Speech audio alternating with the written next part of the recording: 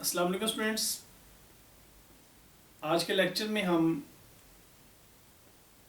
Growth and development animals के अंदर discuss करेंगे और हमारा जो मेन फोकस है वो चिक की डेवलपमेंट पे होगा। इससे पहले कि हम चिक की डेवलपमेंट को प्रोसेस को शुरू करें, आपको ग्रोथ और डेवलपमेंट में डिफरेंस का पता होना चाहिए। आपने एक टर्म सुनी होगी embryology, that is the study of development and developmental stages of embryo। Embryology biology की वो एक ब्रांच है जिसमें हम किसी एम्ब्रियो की डेवलपमेंट के बारे में, एम्ब्रियो की डिफरेंट स्टेजेस के बारे में स्टडी करते हैं। Now question is that what is an embryo. Embryo किसी इमेच्योर ऑर्गेनिज्म को कहते हैं जो कि जाइगोट से डेवलप करता है। ऐसे ऑर्गेनिज्म को एम्ब्रियो कहते हैं और इसकी स्टडी को एम्ब्रियोलॉजी का नाम दिया जाता है।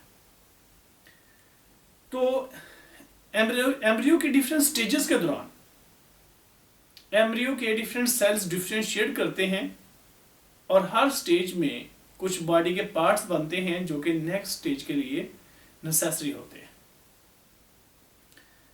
तो ग्रोथ किसे कहते हैं?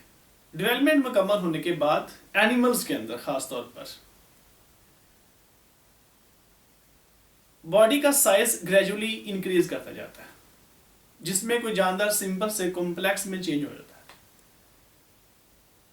इस इरिवर्सिबल प्रोसेस को ग्रोथ का नाम देते हैं, जिसमें ओवरऑल बॉडी का साइज बढ़ता है। प्लांट्स के अंदर ये दोनों प्रोसेसेस एक साथ हो रहे होते हैं, डेवलपमेंट भी हो रही होती है और ग्रोथ भी हो रही होती है। लेकिन एनिमल्स के अंदर ये म्यूचुअल प्रोसेस नहीं है। पहले डेवलपमेंट का प्रोसेस होता है, उसके बाद फिर ग्रोथ का प्रोसेस होता है।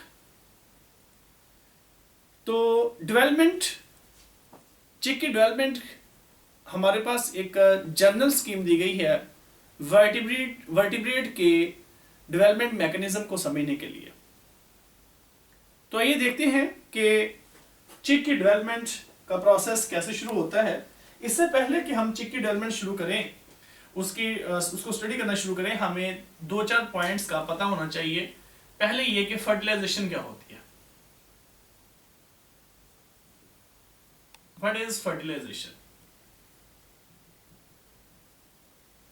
इससे भी पहले एक टर्म इस्तेमाल होती है जनरली जेनेटिक्स के अंदर, जिसका नाम है, जेनेटिक्स में भी और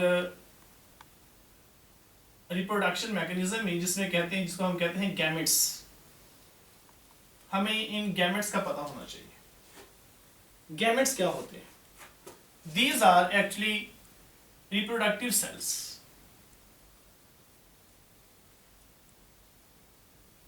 रिप्रोडक्टिव सेल्स हैं विच आर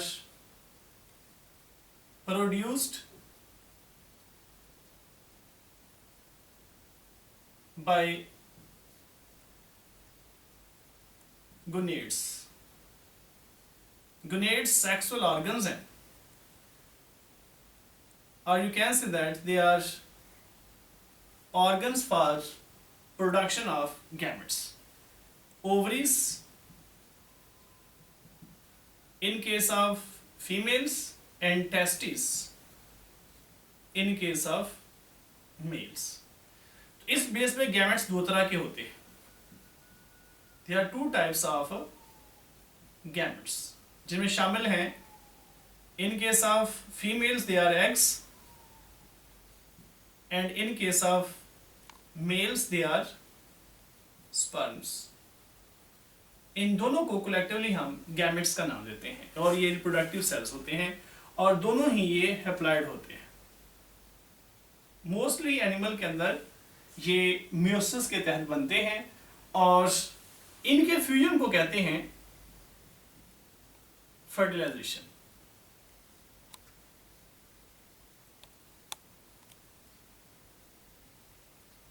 स्पर्म और एग के फ्यूजन को क्या कहते हैं? हम फर्टिलाइजेशन कहते हैं। मसलन एनिमल की बॉडी में सपोज दैट कि ये एक स्पर्म की इस तरह से ये टेल है, यहाँ पे इसकी नेक है, और इसका फर्ज करें सर से ये हेड है। सपोज दैट कि एक स्पर्म है और सपोज दैट कि ये एक एग है, ये भी हैप्लॉइड है और ये भी हैप्लॉइड है। तो हैप्लॉइड एग और हैप्लॉइड स्पर्म के फ्यूज होने के प्रोसेस को कहते हैं फर्टिलाइजेशन, और इस प्रोसेस में एक जाइगोट बनता है, जाइगोट। और जाइगोट एक डिप्लॉइड सेल है, और इस प्रोसेस को कहते हैं फर्टिलाइजेशन या pre development. Pre development, fertilisation या प्री डेवलपमेंट। जाइगोट एक डिप्लॉइड सेल है और इसके अंदर वो तमाम जेनेटिक इंफॉर्मेशन मौजूद होती है जो किसी एक जानदार के बनने के लिए जरूरी होती है। जाइगोट के अंदर डिफरेंट टाइप का साइटोप्लाज्म पाया जाता है, और वो डिफरेंट साइटोप्लाज्म डिफरेंट जीन के एक्सप्रेशन के लिए जरूरी होता है। साइटोप्लाज्म के डिफरेंट होने की वजह से जाइगोट के अंदर तमाम जीन्स एक्टिव फॉर्म में पाई जाती हैं।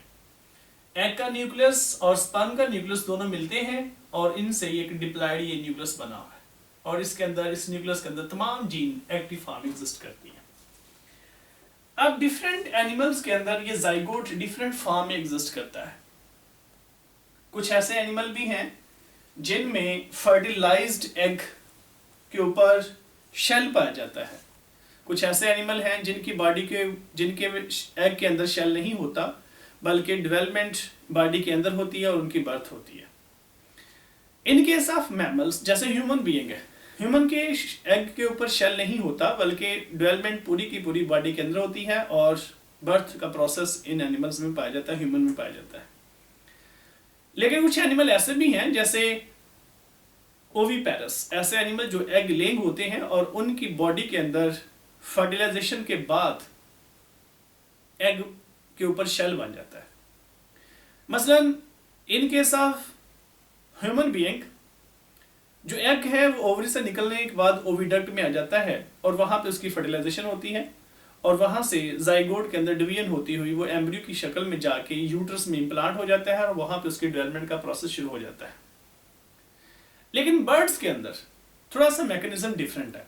फर्टिलाइजेशन उधर ही होगी, ओविडक्ट में ही होगी, फिलोपियन ट्यूब में ही होगी, लेकिन फर्टिलाइजेशन के बाद एग यूट्रस में इम्प्लांट होने के बजाय वहां पे इसके ऊपर एक शेल बन जाता है। इस वजह से यूट्रस को बर्ड्स के अंदर शेल ग्लैंड भी कहते हैं।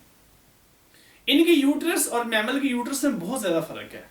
ये स्पॉन्जी नहीं होती, यहाँ पे सेल की इम्प्लांटेशन के लिए जगह नहीं होती, और भी बेशुमार स्ट्रक्चरली और फंक्शनली डिफरेंसेस हैं। तो ये यहाँ पे आके जब एग फर्टिलाइज हो जाता है, जाइगोट बन जाता है, उसके बाद यहाँ पे आके इसके ऊपर शेल बनने लग जाता है और इसमें खुराक वगैरह स्टोर होती है योग की फॉर्म में। जब बर्ड्स के अंदर एग बॉडी से ले हो जाता है, बॉडी से रिलीज हो जाता है, उसके बाद इसको सर्टेन ड्यूरेशन चाहिए डेवलपमेंट के लिए और एक मखसूस बॉडी का टेम्परेचर चाहिए। जैसे इन केस ऑफ चिक डेवलपमेंट, जब एग बॉडी से, हैन की बॉडी से रिलीज हो जाता है, उसके बाद उसको 37 डिग्री सेंटीग्रेड टेम्परेचर चाहिए फॉर द 21 डेज। अगर तो उसको ये टेम्परेचर सूटेबल मिल जाता है तो उसमें डेवलपमेंट का प्रोसेस शुरू हो जाएगा। लेकिन अगर टेम्परेचर कम मिलता है, बहुत कम, और वो मुसलसल तौर पर टेम्परेचर ऐसा ही कम मिलता है, उसमें डेवलपमेंट का प्रोसेस शुरू नहीं होगा, लेकिन एग जो है ना वो नॉर्मल रहेगा। लेकिन अगर टेम्परेचर में बहुत ज़्यादा फ्लक्चुएशंस हैं तो वो स्पॉइल भी हो सकता है, उसमें डीजनरेशन का प्रोसेस भी हो सकता है, कभी टेम्परेचर ज़्यादा कभी टेम्परेचर कम होने की वजह से। तो ये जो प्रोसेस है ये आर्टिफिशियल भी किया जा सकता है, यानी कि हम अगर हैन के एग्स को आर्टिफिशियल टेम्परेचर प्रोवाइड करें 37 डिग्री सेंटीग्रेड और 21 डेज के बाद उसमें से न्यू यंग वन की हिचिंग हो जाए, तो अगर हम आर्टिफिशियल ये कर रहे हैं तो इस प्रोसेस को कहते हैं इंक्यूबेशन। और जिन डिवाइसेस के अंदर ये आर्टिफिशियल टेम्परेचर मेंटेन किया जाता है उनको कहते हैं इंक्यूबेटर।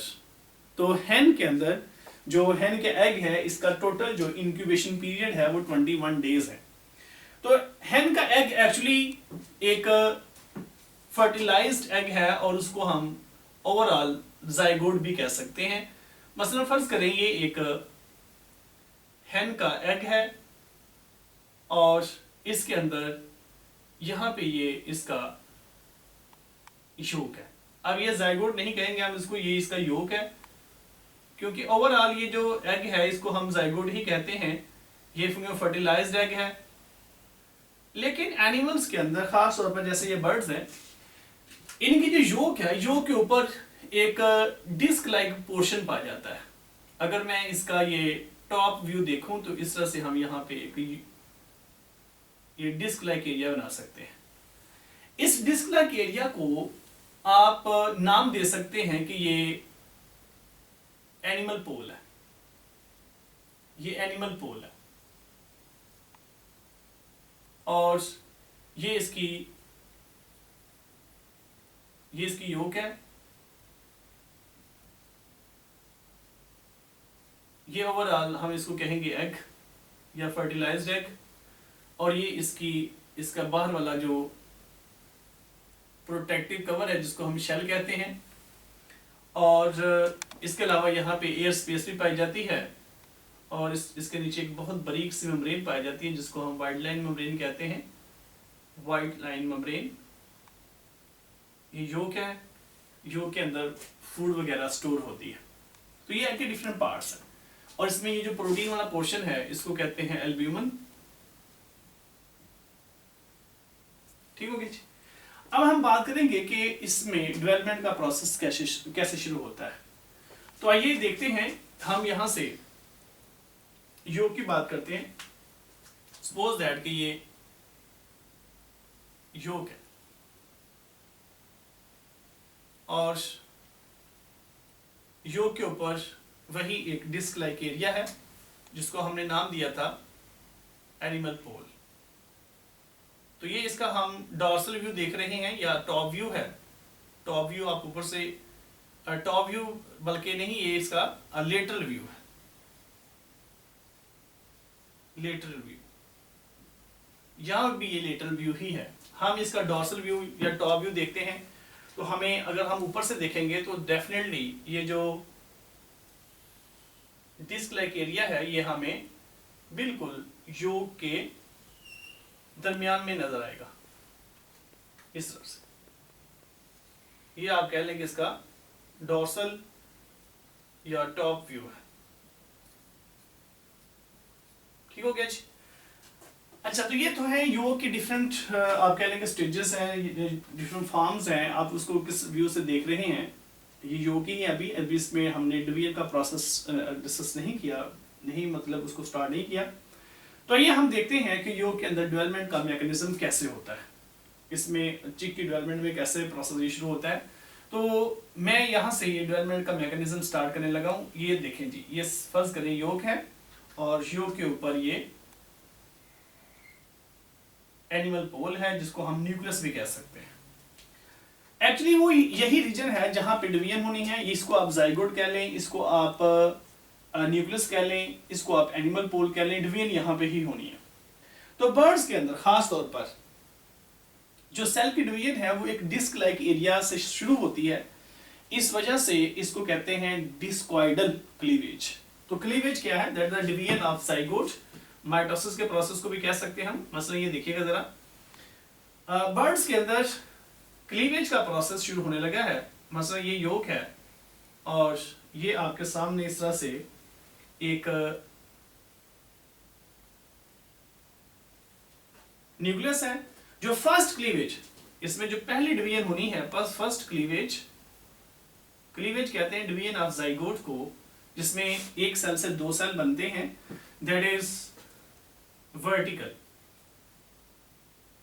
पहली जो डिवीजन होगी वो वर्टिकल होगी, यानी कि ऊपर से नीचे की तरफ होगी। जैसे आपके हाथ में एक एप्पल है, आप उस एप्पल को पकड़ते हैं और ऊपर से नीचे की तरफ काट देते हैं और एक सेल से दो सेल बन जाते हैं, या एक एप्पल से दो एप्पल बन जाते, मतलब दो पीस बन जाते हैं। तो एप्पल नहीं, 2 पीस बन जाते हैं। मतलब आपने ऊपर से नीचे की तरफ काटा तो 2 पीस बन गए उसके। तो इसको कहते हैं हम फर्स्ट क्लीवेज। मतलब इस तरह से ये ऊपर से नीचे की तरफ ऐसे ये कट गए, 2 इसके सेल बन गए। तो सेकंड क्लीवेज भी वर्टिकल होगी। ये फर्स्ट योक है और इसके अंदर ये इस तरह से न्यूक्लियस, इसमें पहली क्लीवेज जैसे हमने बात की थी कि इस तरह से हुई ऐसे, तो 2 सेल बने। फिर जो नेक्स्ट क्लीवेज होगी फिर वो भी वर्टिकल होगी, यानी कि सेकंड क्लीवेज यदि हम बात करें तो वो भी वर्टिकल ही होगी, वो भी ऊपर से नीचे की तरफ ही होगी। और जब वो ऊपर से नीचे की तरफ होगी इस तरह से ऐसे, आप समझ लें कि इसके अंदर हमने 4 सेल बना लिए। मसलन जैसे मैंने अभी मिसाल दी एप्पल की, कि एप्पल को आपने ऊपर से नीचे की तरफ काटा, 2 पीस बन गए। आप उन दोनों को जोड़ें, फिर ऊपर से नीचे की तरफ काटें, लेकिन डायरेक्शन थोड़ी सी चेंज कर लें, उसके बड़े बड़े 4 पीस बन जाएंगे। उसको जिसको आप कहते हैं कि इसके 4 जो ना वो एक साइड के इस तरह से पीस बन जाएंगे। तो इस तरह से हमने दोनों डिवीजन को वर्टिकल कंसिडर किया है, ऊपर से नीचे की तरफ दोनों हो रही हैं। अब नेक्स्ट जो क्लीवेज होगी, जो थर्ड क्लीवेज है इसके अंदर, थर्ड क्लीवेज वो होगी हॉरिजॉन्टल। थर्ड क्लीवेज मतलब ये सपोज है कि इसके अंदर जाइगोट है, इसका जो न्यूक्लियस है इसमें ये पहली क्लीवेज हुई थी ऐसे और 2 सेल बने थे। फिर हमने इसकी इसी के अंदर वर्टिकल क्लीवेज शो की थी, 1 2 3 और ये 4 सेल बनाए थे हमने। अब क्या होगा, जो क्लीवेज है वो हॉरिजॉन्टल होगी, इस तरह से कटेगी ऐसे, तो ये 8 सेल बन जाएंगे। 4 सेल से कितने बन जाएंगे, 8 सेल बन गए। यानी कि ऐसे ही समझे जैसे आप एप्पल को आपने इस तरह से काट दिया, हॉरिजॉन्टल काट दिया, तो उसके 8 पीस बन जाएंगे। इस तरह से अब सेल आ गया है 8 सेल स्टेज में, 8 सेल स्टेज। और याद रखिएगा क्लीवेज के बाद हर सेल को हम ब्लास्टोमियर कहते हैं। Blastomere, the cell after cleavage या every cell after cleavage is called as blastomere. तो ये ब्लास्टोमियर पे हम पहुंच चुके हैं। तो इस क्लीवेज को हम कहते हैं discoidal cleavage, because it has been started from disc like area, so it is called as discoidal cleavage. इसके बाद क्लीवेज रैंडम हो जाती है, 16 सेल स्टेज में भी जाता है सेल, लेकिन after it the cleavage become random और सेल का एक ब्लास्टोमियर का एक आप कह सकते हैं कि मैस बन जाता है। यहाँ पे इस तरह से सेल का एक मैस बन जाता है और इन सेल की एक जो योग के ऊपर एक लेयर है, इस लेयर को एक नाम दे दिया जाता है, क्योंकि ये सारे के सारे ब्लास्टोमियर हैं। तो इस सेल को, इन सेल के लेयर को एक नाम देते हैं ब्लास्टोडर्म। इसको नाम क्या देंगे, ब्लास्टोडर्म। ब्लास्टोडर्म क्या है, that is the layer of blastomeres over the surface of yolk. इस वक्त इसके स्टेज का नाम होगा मोरूला स्टेज। मोरूला स्टेज है ये, मोरूला स्टेज। तो मोरूला स्टेज की डिफरेंट फॉर्म्स हैं। ये कह लें कि मोरूला स्टेज 1 है, मोरूला स्टेज 1 या मोरूला 1। इसके बाद की स्टेज के बारे में डिस्कस करते हैं हम।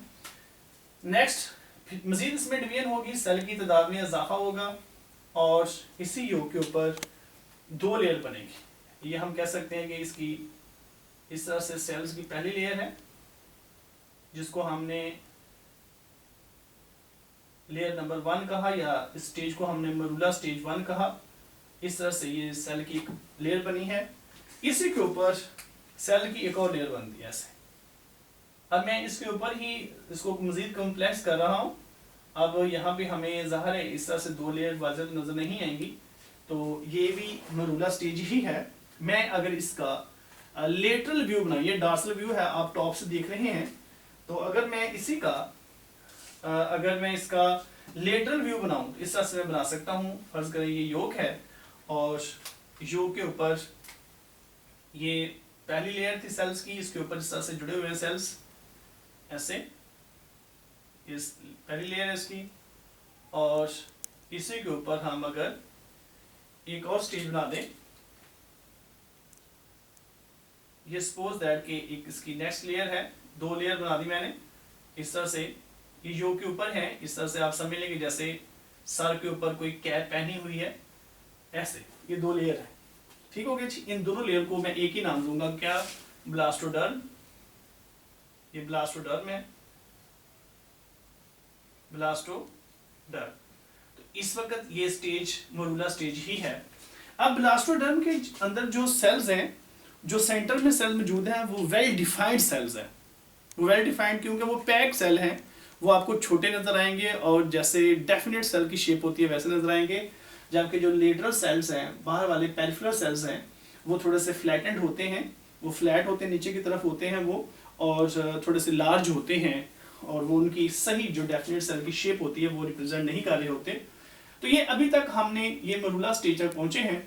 इसके बाद भी जो stage next that is blastoderm stage, उसमें क्या होता है कि ज़ाहिर है इसमें अभी ग्रोथ का प्रोसेस जारी है। जैसे ही मजीद ग्रोथ होगी तो इसमें सेल्स की दोनों लेयर्स में सेल की दोनों लेयर में मजीद इजाफा होगा, और ये सेंटर से सेल्स योग से अलग हो जाते हैं क्योंकि ग्रोथ में इजाफा हुआ है, सेल थोड़े से उभर गए हैं, ऐसे योग से थोड़ा सा सेपरेट हो गए, और योग और ब्लास्टोडर्म के दरमियान जो दोनों लेयर्स हैं, इनके दरमियान में एक कैविटी स्टैब्लिश हो चुकी है, आपको नजर आ रही है। ये देखिए ये दूसरी लेयर है, इन ब्लास्टोडर्म की दो लेयर्स हैं, ये इस तरह से। तो ये जरा गौर करें, योग के दरमियान में और ये दोनों ब्लास्टोडर्म के दरमियान में एक आपको गैप नजर आ रहा है। इस गैप को, इस कैविटी को एक मखसूस नाम दिया जाता है जिसका नाम है ब्लास्टोसील। ब्लास्टोसील इसका नाम है, इसको ब्लास्टोकॉइल नहीं कहना, ये ब्लास्टोसील है। और इस वक्त ये जो स्टेज है इसको कहते हैं ब्लास्टोला स्टेज। ब्लास्टोला स्टेज की सबसे इंपॉर्टेंट आइडेंटिफिकेशन ब्लास्टोसील कैविटी बनना है, जिस एरिया से, जिस जगह से ये सेल्स योग के साथ जुड़े हुए हैं, ये जो बाउंड्री है इसकी पेरिफेरल रीजन है, ये योग के साथ जुड़ा हुआ है, इसको कहते हैं जोन ऑफ जंक्शन। इस एरिया को नाम देते हैं जोन ऑफ जंक्शन। तो ये जरा ऐसे ही समझें जैसे आपने सर के ऊपर एक कैप पहनी हुई है और थोड़ा सा उसको ऊपर रखा हुआ है, और उसकी जो बाउंड्री है वो सर के साथ अटैच है, जबकि दरमियान में एक कैविटी बन चुकी है, और उस कैविटी को नाम हम क्या देते हैं, ब्लास्टोसील। द नेक्स्ट स्टेज, अब मजीद ज़ाहिर इसमें ग्रोथ एंड डेवलपमेंट का प्रोसेस होगा।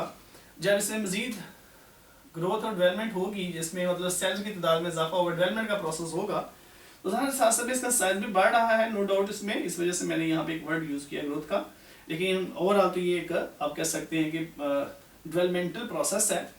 तो यहाँ पे मजीद जब सेल में इजाफा होगा तो ये दोनों लेयर एक दूसरे से अलग अलग हो जाती हैं।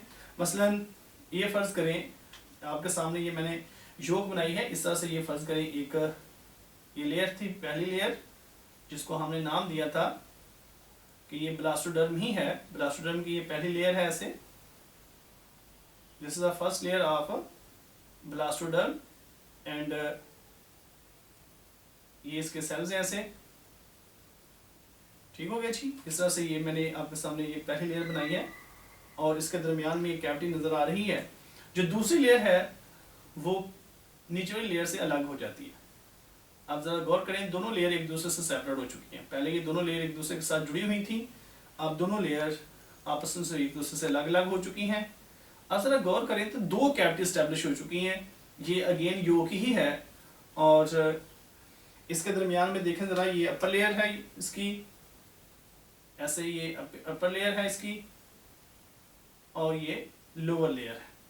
अब जो अपर लेयर है इसको हम नाम देंगे, क्योंकि ये ब्लास्टोडर्म दोनों एक दूसरे से अलग अलग हो चुकी हैं, अपर लेयर को नाम देंगे हम एपीब्लास्ट।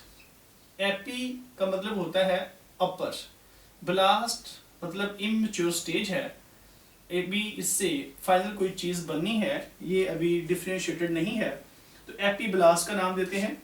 जबकि ये जो लोअर लेयर है इसको कहते हैं हम हाइपोब्लास्ट।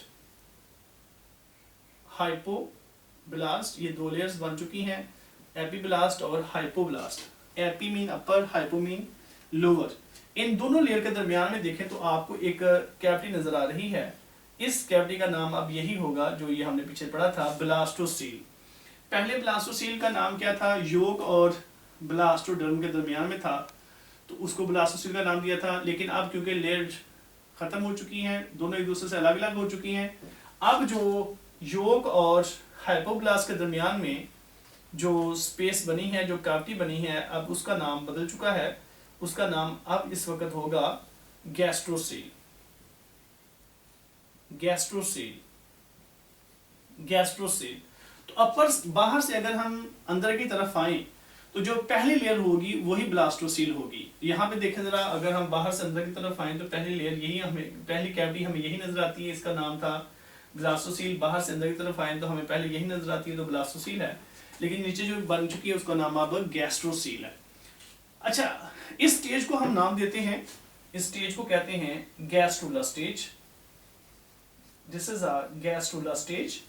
और याद रखिएगा गैस्ट्रुला स्टेज बहुत अहम पॉइंट है। ये लॉन्ग क्वेश्चन में भी आपको पूछा जा सकता है कि गैस्ट्रुला क्या होता है और इसकी एप्लीकेशन बताएं, इसकी डिफरेंट लेयर के नाम बताएं। तो इसमें जो एपीब्लास्ट है और हाइपोब्लास्ट है, ये भी शॉर्ट क्वेश्चन है। एपीब्लास्ट से नेक्स्ट जब डेवलपमेंट का प्रोसेस होगा, इससे मजीद दो लेयर बनती हैं। अपर लेयर का नाम होगा एक्टोडर्म और जो लोअर लेयर होगी उसका नाम होगा मेसोडर्म।